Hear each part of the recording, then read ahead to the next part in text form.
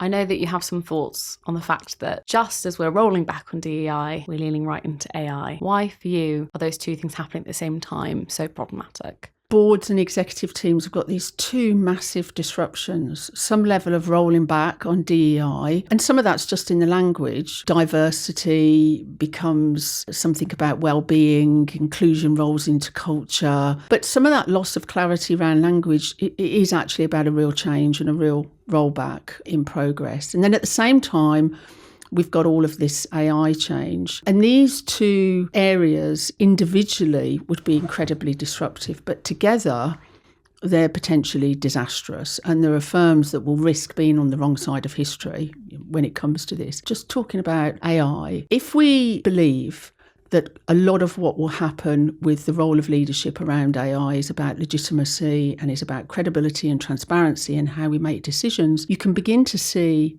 how equality and diversity actually was in a position of giving us a scaffolding to help us manage AI. And, let me explain that a bit more. Diverse teams are much better at holding the moral weight and much sharper under pressure, for instance, was one example. They're much better at spotting the blind spots that are needed that can have huge ramifications. We've heard for a long time about the business case for diversity, innovation, retention of staff, attracting staff, but actually it's about this scaffolding around judgment and transparency and credibility. And if you think about leaders that act with equality in mind, they're the sort of leaders that are more likely to ask, who does this impact?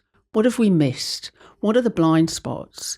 They ask those questions, they move to the edge case, they're more likely to listen rather than talk, and they've got the humility that they need to have to admit, there's something I don't know or there's something that we need to think about again. So those are the sorts of leaders that you will need because they've got the habits that will make sure that blind spots in other areas, whether it's financial markets, whether it's supply chains, whether it's reputational, that those blind spots don't turn into massive missteps. If you've got an exec team that can't manage a promotion process sufficiently to make sure that they get more women into P&L roles, do you really think you've got the leadership team that will manage the ethical dilemmas and the complexity that is coming with AI?